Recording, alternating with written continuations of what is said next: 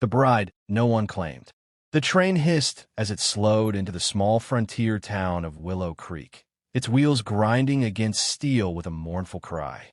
Clara Whitfield stepped down onto the platform, clutching the single carpet bag that held all she owned.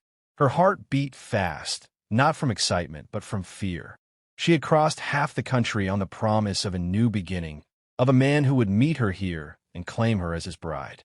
Yet as the crowd dispersed, no hand reached for hers. Men tipped hats at wives they already knew. Children rushed into waiting arms.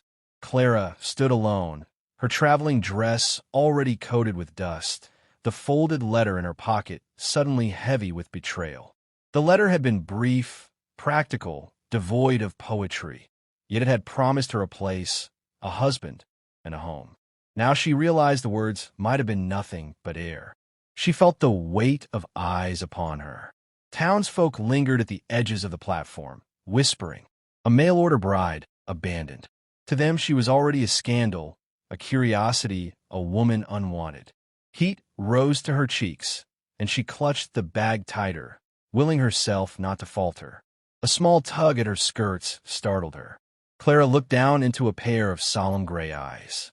A little girl, no older than 5, stood gazing up at her. Dust streaked her cheeks, and her dark hair was braided loosely, as though someone had cared enough to try, but not enough to do it well. The child's lips trembled before she whispered, "Mama." Clara's breath caught. She should have corrected the child, explained the mistake, but her own loneliness betrayed her. The little girl reached for her hand with such fragile trust that Clara could not deny her. Her fingers closed around the child's, and in that moment, Clara felt seen. Wanted, needed. A shadow fell over them both. Clara looked up to see a man, tall and broad-shouldered, his hat pulled low against the sun. His presence was commanding, yet there was a restraint in the way he stood, as though invisible chains held him back. His gaze flicked from Clara to the child, and then away, as if eye contact itself might unravel him. "Mary," he said, his voice low, roughened by disuse. The girl, his daughter, Clara realized, pressed herself closer to Clara's skirts. "Come here." Mary shook her head, clinging tighter. "She's my mama now." The words sliced through the air, shocking Clara, and she sensed, cutting the man more deeply than he would ever admit. His jaw tightened. For a long moment, he said nothing. Then, with evident effort, he removed his hat and spoke again. "You'll have to forgive her," he muttered, directing his words to Clara without truly meeting her eyes. "She's been without a mother for some time." Clara swallowed, aware of the hollowness inside her chest. She wanted to ask if he was the man who had sent the letter, but pride kept her silent. If he had wanted her, he would have said so already. Instead, he gestured stiffly toward the wagon hitched nearby. "There's no reason for you to stand here," he said. "Come along. You'll need somewhere to stay, at least for tonight." Clara hesitated. Every instinct told her to run, to guard herself against further humiliation. Yet the child's hand anchored her, and the prospect of being utterly alone was more frightening than the risk of disappointment. She followed. The wagon ride out of town was quiet, save for the creak of wheels and the occasional whinny of the horse. Mary leaned against Clara, eyelids drooping in the safety of her embrace. The man drove with eyes fixed on the horizon, his silence a barrier stronger than stone. Finally, Clara spoke. "I assume you're Mr. Hargrave?" A brief nod. "Daniel Hargrave. Then it was you who—" She faltered, unsure how much pride she dared surrender. "No," he said flatly, before she could finish. "I didn't send for you." The word struck her harder than she expected. Her throat tightened, but she forced her expression to remain calm. "I see." For several moments, only the wind answered. Then, softer, Daniel added, "But since you're here, and since my daughter clearly believes otherwise, you may stay. Temporarily." The emphasis on the word was clear. Clara was not a bride, not a wife, not truly wanted. She was a guest out of necessity, tolerated for the sake of a child's longing. She glanced down at Mary, sleeping peacefully in her arms, and felt the first threads of conflict weave within her. She had come seeking love and belonging, yet found herself in a stranger's household, trapped between rejection and the desperate affection of a child. As the wagon rolled toward the distant ranch, Clara lifted her chin. She would not crumble. If she was to be seen as a burden, then she would prove herself useful. And if Daniel Hargrave's silence hid more than he revealed, she would learn what it was. For now, she would stay, for the child's sake. But deep in her heart, she knew this fragile arrangement could not hold. Not when longing, pride, and buried wounds threatened to break them all. Silent longing. The Hargrave Ranch was a vast sweep of land, the horizon broken by weathered fences and fields of waving grass. To Clara, it was both a promise and a prison. She rose early each morning, long before the sun crested the hills, and threw herself into the work that needed doing. She cleaned, cooked, and mended with quiet determination.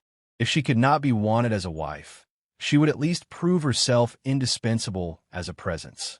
Mary followed her everywhere. The child's small footsteps shadowed Clara's every move, trailing after her into the kitchen, tugging at her skirts in the garden, and curling against her side in the evenings when the air grew cool. To Mary, Clara was already mother, comfort, and refuge. Daniel Hargrave watched all of this with the wariness of a man guarding his heart. He seldom spoke more than necessary, but his silence was not empty. It pressed against Clara like an invisible weight. When she caught him glancing at her, just for a fleeting second, she felt heat rise in her cheeks, only for him to turn away as though caught in some betrayal of his own making.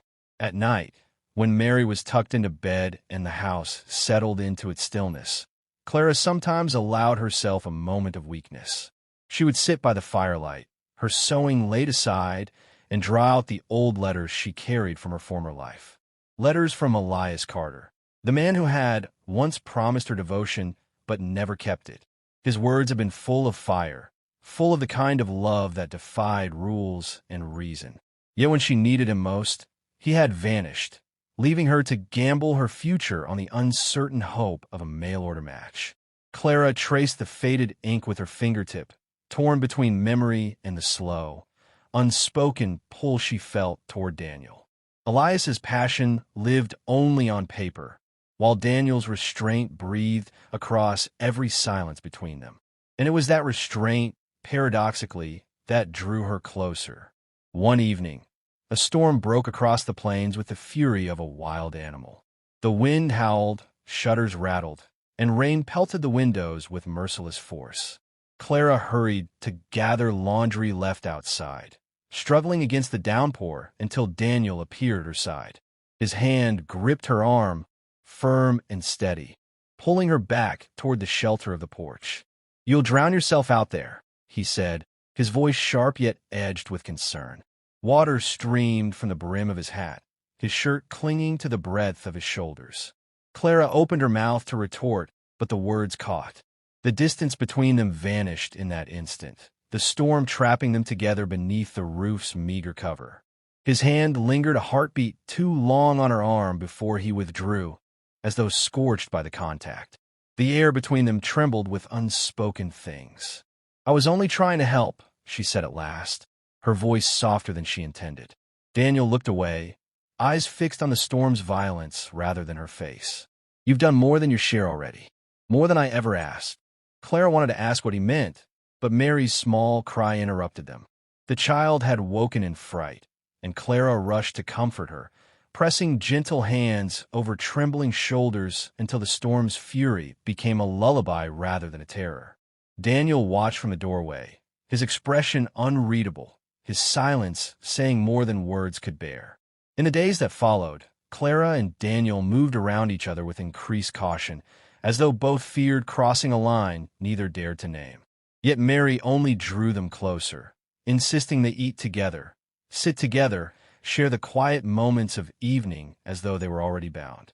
The child's innocent faith in Clara as her mother stitched them into a family neither had chosen, but both secretly longed for.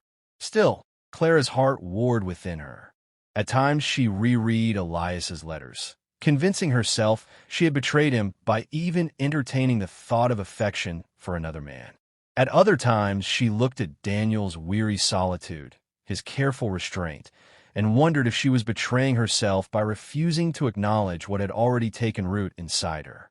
One late evening, after Mary had drifted asleep, Clara found herself alone in the kitchen, tidying dishes that did not need tidying. Daniel entered, his footsteps hesitant. He paused, watching her hands move over the plates, the lamplight catching the strands of her hair. "You've changed the house," he said finally. His voice was low, almost reluctant. Clara froze, then turned. "I hope not in a way that displeases you." His gaze lingered on her longer than usual. "No, it feels alive again." The words carried a weight she dared not unpack. Her chest tightened, and she gripped the dishcloth too firmly. They stood there in silence, the moment trembling on the edge of something neither dared to name. Then abruptly, Daniel turned away. "Good night, Miss Whitfield." The formality cut deeper than any blade, yet beneath it, Clara heard the restraint of a man who wanted more than he allowed himself. When the door closed behind him, she sank into a chair, the loneliness sharper for having tasted closeness. Mary might see her as mother, and Daniel might see her as more than guest, but neither title was truly hers. She was suspended between roles, caught in a web of longing and denial. And somewhere deep inside, Clara feared that if she allowed her heart to hope, it would only shatter again. The wife who returned. The first signs of autumn had settled across Willow Creek. The evenings grew sharper, and the leaves beyond the Hargrave ranch took on hints of gold. Clara found herself lulled into a rhythm she had not expected, days filled with work, evenings with Mary's laughter, and the quiet comfort of Daniel's watchful presence. It was not a marriage, not truly, yet in the fragile stillness of their life together, she sometimes allowed herself to imagine it might become one. That illusion shattered on a cold morning when a lone rider appeared at the edge of the property. Clara was hanging laundry, the crisp sheets snapping in the breeze, when the horse slowed to a halt. The woman who dismounted was thin, her cheeks hollow, her eyes sharp with a hunger Clara could not name. "Daniel Hargrave," the woman said, as though testing the air for his presence. Her gaze then fixed on Clara, unblinking, assessing. "And you must be the one who's been keeping house in my absence." Clara's breath faltered. She did not need an introduction to know who this was. The air between them bristled with accusation before a single word of explanation was given. Abigail Turner Hargrave, the wife no one had spoken of, the ghost who had never been buried, was standing before her, alive and returned. Daniel emerged from the barn at the sound of the voice. The pitchfork slipped from his hands, striking the dirt with a hollow thud. For a moment, he looked as though he had seen an apparition, color draining from his face. "Abigail," he said at last, the single word heavy with disbelief and guilt. Mary, drawn by the commotion, darted across the yard. But when she reached Clara, she clutched her skirts instead of running to the stranger who claimed the title of mother. Abigail's eyes narrowed at the sight, her mouth tightening into a thin line. "So," Abigail murmured, her gaze flicking between Clara and Daniel. "While I've been gone, you've both been playing at family." Clara felt her cheeks burn. She wanted to defend herself, to insist she had never sought to usurp anyone's place, but her tongue refused to move. Every gesture, every shared silence with Daniel, now felt like evidence in Abigail's accusation. Daniel stepped forward, his voice careful, low. "No one has been playing at anything. You left, Abigail, without word, without explanation. You thought I was dead," she cut in, her tone sharp as glass. "And so you replaced me." Mary whimpered, pressing closer to Clara. Instinctively, Clara bent to soothe her, murmuring soft words against the child's hair. The gesture did not go unnoticed. Abigail's face twisted with something darker than jealousy. It was possession, the rage of a woman who found her place already filled. Inside the house, the tension grew heavier still. Abigail dropped her worn cloak across a chair, her every movement sharp, as if daring Clara to protest. Daniel remained standing, arms crossed, the muscles in his jaw taut with restraint. "I want my daughter," Abigail declared, her eyes on Mary, who sat at Clara's side. "She belongs with me." Mary shook her head fiercely. No, I want Mommy. She clung to Clara with desperate strength, her small voice cracking. She's my mommy. The words cut deeper than any blade. Daniel closed his eyes, shoulders bowing beneath the weight of his child's truth. Abigail's face paled, then hardened into stone. You've poisoned her against me. Abigail hissed, eyes narrowing at Clara. I've done no such thing, Clara replied at last, finding her voice. Her words trembled, but her chin lifted in defiance. Mary chose me. I never asked her to. The room thickened with silence. Daniel looked from one woman to the other, torn between past and present, loyalty and longing. His silence was its own betrayal, one that Clara felt keenly. That night, Clara sat alone in the small room she had been given. Elias's old letters spread before her like confessions. She traced the words, but felt no warmth in them anymore. What troubled her now was not a love lost in the past, but a love denied in the present. She realized, with painful clarity, that her heart no longer belonged to Elias. It had shifted quietly, irrevocably, toward Daniel. And yet, Daniel was not hers to claim. His wife had returned, and with her, the boundaries of honor had been redrawn. To desire him now was not only folly, it was sin. She pressed the letters together, binding them with a ribbon, and tucked them away. Their weight was nothing compared to the burden in her chest. In the main room, she could hear Abigail's low voice, sharp and cutting, matched by Daniel's measured replies. The sounds of their argument carried through the thin walls, each word a reminder that Clara was intruding on a marriage not her own. Still, when Mary crept into her room later, tears streaking her cheeks, Clara gathered the child into her arms without hesitation. Mary's small voice trembled. Don't leave me, Mommy. Please. Clara kissed her forehead, though her heart splintered. She wanted to promise she would never leave, but truth chained her tongue. All she could whisper was, "Sleep now, darling. I'm here tonight." The word tonight echoed in her own ears, bitter as ash. She had no right to promise more. Outside, the wind shifted. The ranch, once a fragile sanctuary, had become a battlefield of hearts.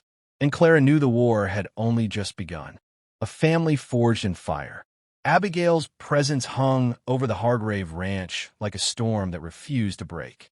Days stretched into weeks, filled with sharp words, brittle silences, and the constant tug of Mary's divided heart. Clara carried on with her work, but every task was weighted by the knowledge that she was an intruder in another woman's home. Daniel tried to hold the fragile peace together, but the effort showed in the deepening lines around his eyes. He rose earlier, worked harder, and spoke less. Yet whenever Clara entered the room, his silence seemed more dangerous than Abigail's accusations, full of everything he longed to say and dared not. One evening, the tension shattered. Abigail found Mary sitting in Clara's lap by the hearth, the child's head resting against her shoulder. The sight ignited her fury. Enough! Abigail's voice cracked like a whip. She is mine, not yours. You will not take my daughter from me. Mary flinched, burying her face against Clara. Clara's heart broke at the tremor in the child's small body. She rose carefully, steadying her voice.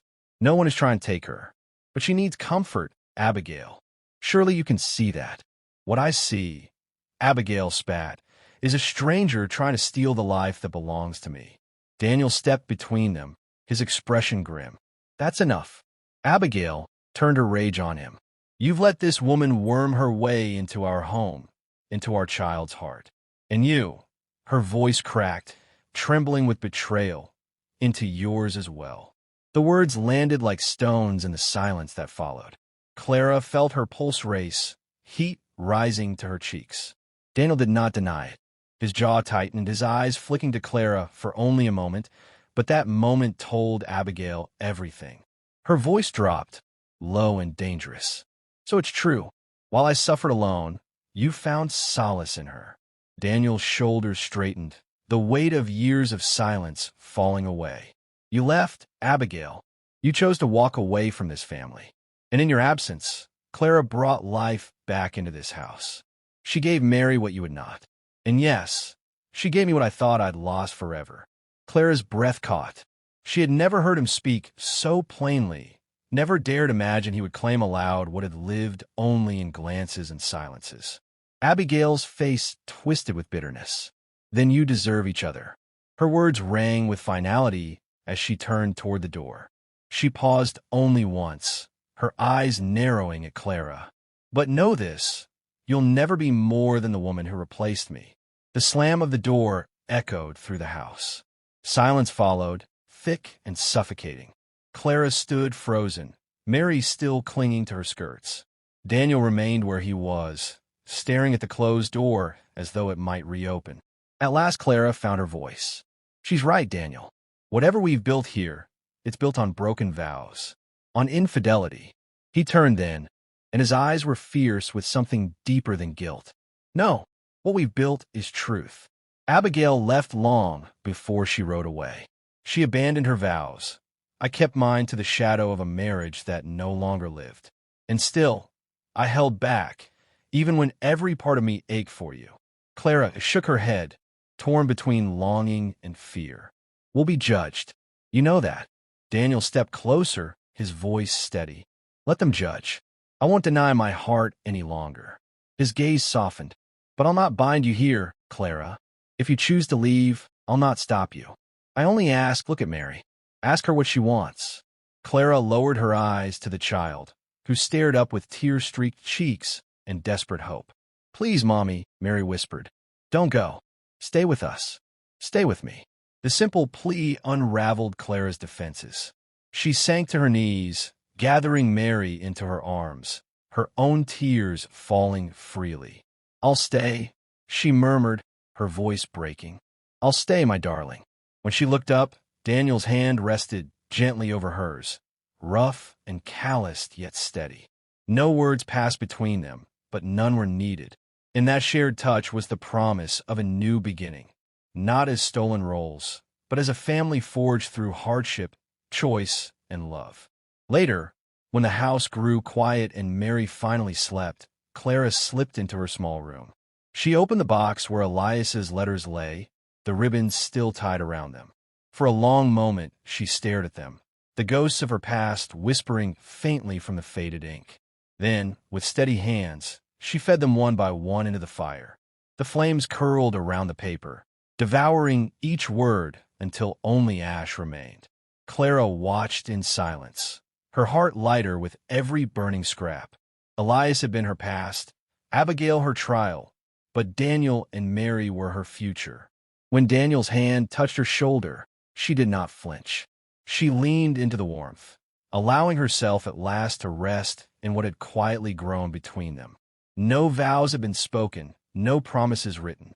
Yet in that moment, Clara knew they had crossed from longing into something unbreakable. Not perfection, not purity, but love, raw and hard-won, the kind that survives storms. And for the first time since stepping off that train into loneliness, Clara Whitfield felt truly home.